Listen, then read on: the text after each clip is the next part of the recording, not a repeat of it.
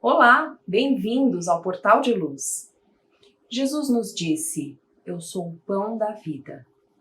Para muitos de nós, pode não ser tão imediato compreender a profundidade dessas palavras simples e diretas, mas ele se colocava diante de nós como aquele que trouxe o alimento, o pão, para a verdadeira vida, que é a vida espiritual. E o quanto essa mensagem pode nos ajudar hoje, diante de tantos desafios nas nossas vidas pessoais e em toda a nossa sociedade. Nós vamos falar sobre esse tema no programa de hoje. Mas antes, vamos convidar todos vocês para ouvirmos juntos a mensagem psicografada por Chico Xavier.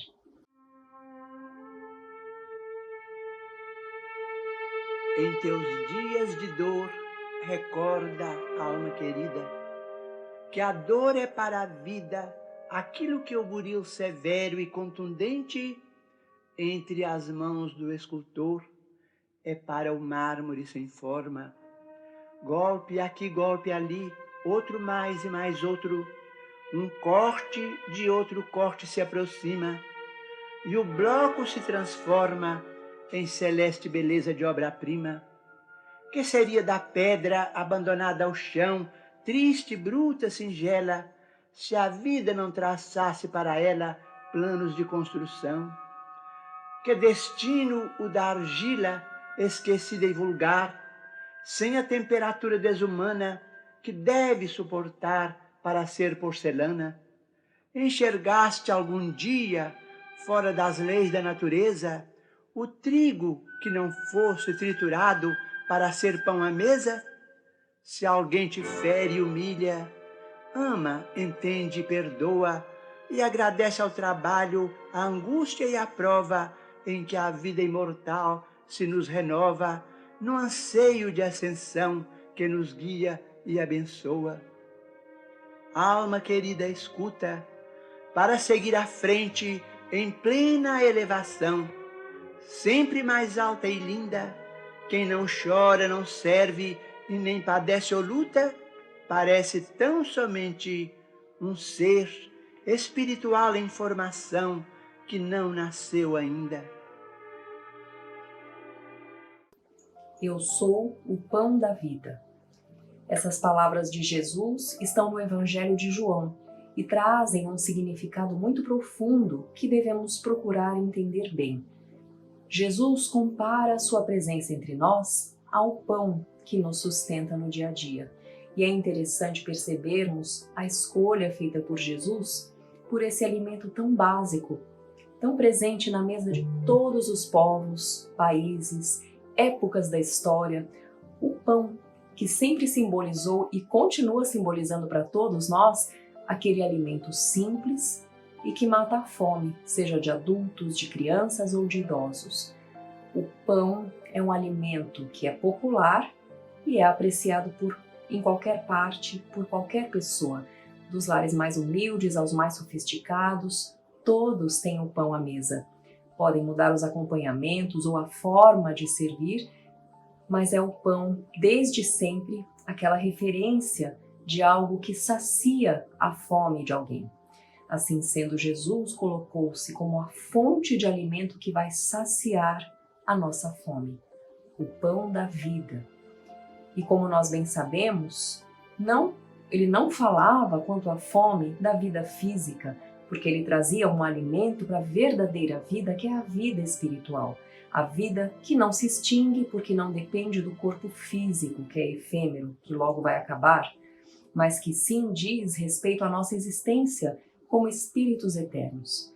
E num mundo como o que temos agora, que exige de nós a habilidade de permanecermos firmes e com fé diante de um cenário com guerra, doenças, conflitos, desigualdades sociais, será que nós temos buscado em Jesus o alimento espiritual que nos fortifica?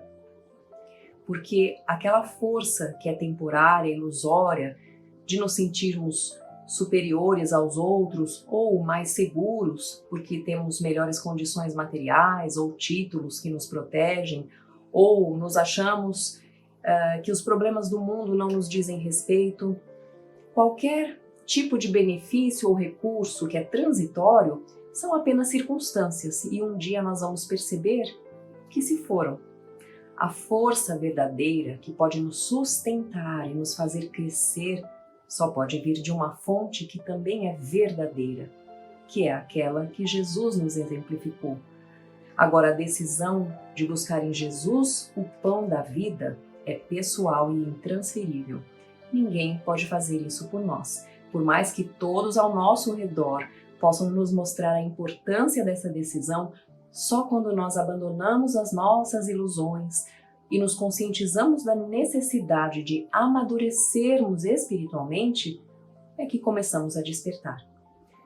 Nós veremos que antes o que nós considerávamos como um exemplo de pessoa forte, corajosa aos olhos do mundo, pode agora não representar muita coisa aos olhos do Espírito Eterno.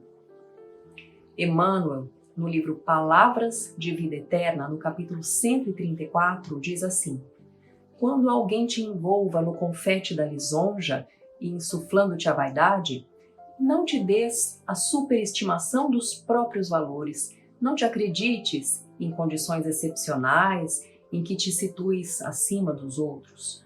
Abraça nos deveres diários o caminho da ascensão, recordando que Jesus, o enviado divino e governador espiritual da terra, não achou para si mesmo outra imagem mais nobre e mais alta que a do pão, puro e simples. Nós podemos ver que a mensagem do Evangelho, a mensagem de Jesus, é atual e atende às demandas da nossa sociedade de hoje. O código de conduta de Jesus, se fosse melhor compreendido e aplicado por todos nós, nos salvaria de muitos sofrimentos e solucionaria também muitos impasses, porque afinal, todos os nossos problemas foram causados pelo nosso próprio orgulho, por escolhas equivocadas que fizemos, pautadas no egoísmo, seja nessa ou em outras encarnações que tenhamos tido no passado. E se nós já tivéssemos aprendido a nos reconciliar com o nosso inimigo antes de orar a Deus, como nos ensinou Jesus, será que não teríamos menos desavenças com as pessoas ao nosso redor e o nosso orgulho já não estaria melhor educado? Aprenderíamos a pedir o perdão? E se nós tivéssemos aprendido com o Evangelho a não jogar pedras nas pessoas que erram, lembrando que devemos primeiro reparar e corrigir as nossas próprias limitações, será que não estaríamos usando menos as redes sociais para criticar ou difamar quem quer que seja? Se nós já tivéssemos também percebido a importância do convite que Jesus nos fez para brilharmos a nossa luz para o mundo, dando a nossa pequena colaboração para a transformação do local onde cada um de nós atua na medida das nossas possibilidades.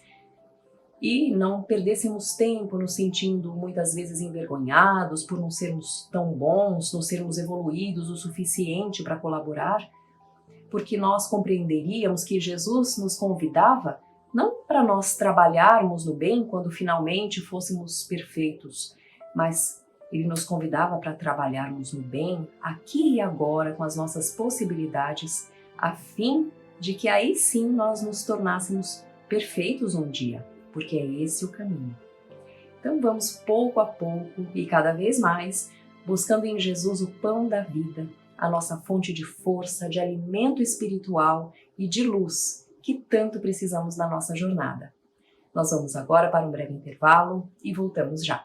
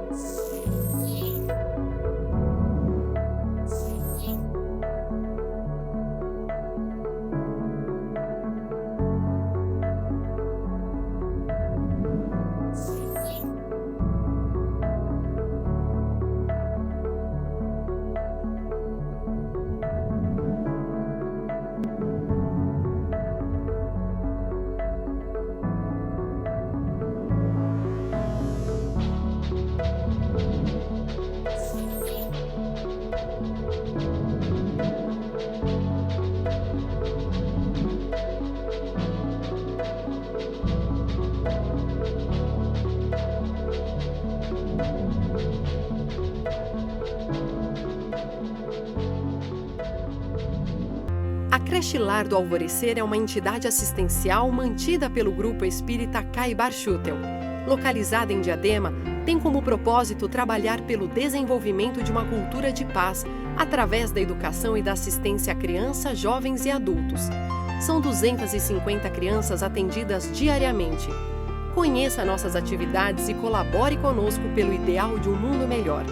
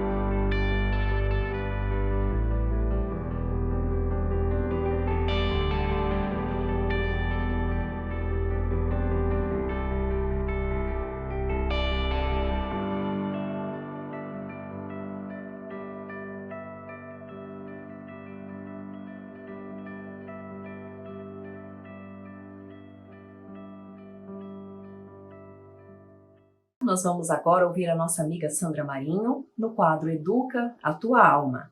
Olá, queridos amigos, queridas amigas. Para discorrermos sobre o nosso tema de hoje, eu me inspirei numa frase do nosso querido mentor Emmanuel no livro de sua autoria, psicografado pelo nosso Chico Xavier, cujo título é Pensamento e Vida, um livro maravilhoso que eu recomendo a todos. Bom, logo no prefácio, onde o autor explica o objetivo do livro, ele afirma que o nosso pensamento cria a vida que procuramos através do reflexo de nós mesmos, até que nos identifiquemos um dia no curso dos milênios com a sabedoria infinita e com o infinito amor que constituem o pensamento e a vida de nosso Pai. Vou repetir: o nosso pensamento cria a vida que procuramos. Percebam a grande verdade nesta simples frase. Nós pensamos 24 horas por dia. Já observaram o que pensam durante todo esse tempo? Os pensamentos ocupam a nossa mente e se não os observar, se não os avaliar e criticá-los à luz da razão, deixaremos que eles tomem as rédeas da nossa vida. Será que isso é bom? Outro dia, um amigo espiritual discorria sobre a importância de vigiarmos os nossos pensamentos. É comum, no mundo atribulado em que vivemos, cercados de informações que nos chegam de todos os lados, favorecidas pela internet, nas redes sociais, televisão e outros tipos de mídias, sem muitas vezes perceber, incorporamos pensamentos coletivos que não nos pertencem e que se somam aos nossos pensamentos íntimos, os quais nem sempre também são os melhores. Quando nos damos conta nós estamos tomados por pensamentos de medo, desconfiança, inveja, desânimo, baixa autoestima, entre outros tantos, que terminam ditando o nosso estado de espírito no momento. É certo que o turbilhão de pensamentos nutridos por nós ditem o tipo de vida que estamos vivendo. Vocês já pensaram nisto? É certo isto? Deixar que os pensamentos ditem o nosso estado de vida, a nossa forma de viver? No entanto, a nossa razão, incomodada quando acionada por nós, leva-nos a nos perguntar: na prática, nós estamos satisfeitos com a nossa vida? Como temos vivido? Estamos em paz? Confiantes? Como vemos o futuro próximo? São questões às quais deveríamos responder com clareza para nós mesmos. Assim estaremos contribuindo para a nossa saúde mental, tema tão difundido nos dias atuais. Podemos garantir que estamos vivendo no bem? Ao respondermos sinceramente a estas questões, identificaremos que é preciso mudar o rumo dos nossos pensamentos. Tenho certeza que muitos de nós não estarão satisfeitos com as suas respostas, principalmente porque depararão com ansiedades, medo e até estados depressivos a espreitarem o seu dia a dia, devido em grande parte à qualidade dos pensamentos que alimentam. É certo que a sociedade parece estar doente em face de tantos ocorridos e notícias que nos chegam diariamente, que os relacionamentos nem sempre são perfeitos, que nos machucamos com frequência, enfim, são mil nadas, mil alfinetadas do cotidiano que, somadas à avalanche dos acontecimentos externos e coletivos, parecem ocupar totalmente a nossa mente. Mas isso não é verdade, pois o poder de modificar o rumo da nossa vida e passarmos a viver na atmosfera do bem é nosso esse poder. No mesmo livro, Emmanuel escreve que a mente é o espelho da vida e o coração é a sua face. O cérebro, por sua vez, é o centro de ondulações, gerando a força de pensamento que tudo move, criando, transformando, destruindo e refazendo para aperfeiçoar e sublimar. Deste modo, queridos amigos, queridas amigas, ter uma vida no bem, em todos os sentidos, depende da natureza dos nossos pensamentos, dos pensamentos que cultivarmos e do nosso poder soberano sobre eles. Sejamos complacentes com os nossos semelhantes, assim nossos pensamentos ficarão mais livres do ranço, da mágoa, da raiva, da inveja, do ciúme, enfim. Por fim, vamos pensar no bem para que tenhamos uma vida no bem. Simples assim. Até o próximo encontro. E agora nós vamos ouvir o nosso amigo Maida com o Momento Doutrinário. Amigas e amigos, como sempre é uma satisfação muito grande estarmos novamente juntos em mais um Momento Doutrinário.